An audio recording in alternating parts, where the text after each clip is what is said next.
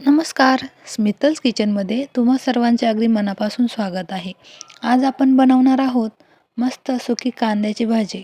चला तर मग कांद्याची भाजी, अगदी बाजरीची भाकर आणि त्याचबरोबर लोणचे. आहाहा!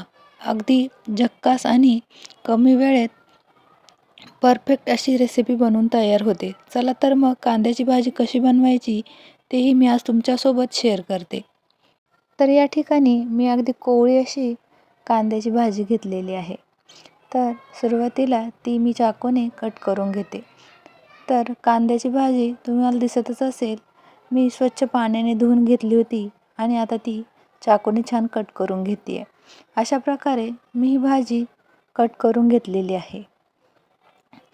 आता या भाजीमध्ये आपण पाणी टाकून घेऊयात आणि पुन्हा एकदा ही भाजी अगदी स्वच्छ पाण्याने धुवून घ्यायची आहे. आता भाजी छान पाण्याने स्वच्छ धुवून झाली की एका कढईमध्ये तेल टाकून घेऊयात. तेलही छान मीडियम हीटवर छान गरम झाले की त्यामध्ये आपण स्वच्छ धुवून घेतलेली भाजी या कढईमध्ये तेलामध्ये छान परतण्यासाठी टाकून घ्यायची आहे. आता मी यातील पाणी पूर्णपणे निथळून ही भाजी या कढईमध्ये टाकून घेत आहे आणि भाजी पूर्णपणे टाकून झाल्यानंतर ती परतून घ्यायची आहे. म्हणजे ही भाजी तेलामध्ये छान परतल्या गेली की तिला छान चव येते. त्याचबरोबर आपण यामध्ये टाकून घेऊयात मुगाची डाळ. मुगाच्या डाळीने भाजीला आणखी छान चव येण्यास मदत होते. आता ही डाळ एकजीव करून घ्यायची आहे आणि ही भाजी छान परतत 2 ते 3 मिनिटासाठी छान परतून घ्यायची आहे. आता भाजी छान खाली बसल्या गेली की त्यावरून अगदी चवीनुसार मीठ टाकून घ्यायचे आहे आणि पुन्हा एकदा हे मीठ छान हलवून एकजीव भाजी करून घ्यायची आहे. त्याचबरोबर इथे मी 2 ते 3 हिरव्या मिरच्या आणि शेंगदाणे घेतलेले आहेत.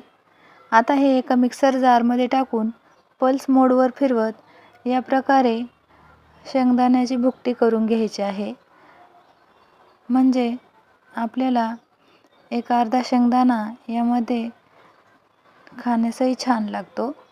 चला तर मग आता हे शेंगदाण्याचं केलेला कूट आणि मिरचीही यामध्ये टाकून घेऊयात. पुन्हा एकदा 1 ते 2 मिनिटासाठी छान हलवून घ्यायचं आहे.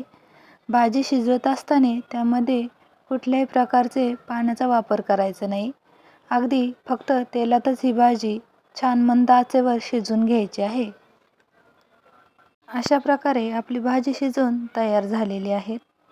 चला तर मग एका डिशमध्ये छान सर्व्ह करून आपली भाजी तयार झालेली आहे. त्यासोबत बाजरीची भाकरी आणि अगदी चवीनुसार लोणचेही आपण यामध्ये घेऊयात. तर तुम्हालाही अगदी ही बाजरीची भाकरी आणि कांद्याची भाजी खायला अप्रतिम लागते. तुम्ही एकदा नक्की ट्राय करा.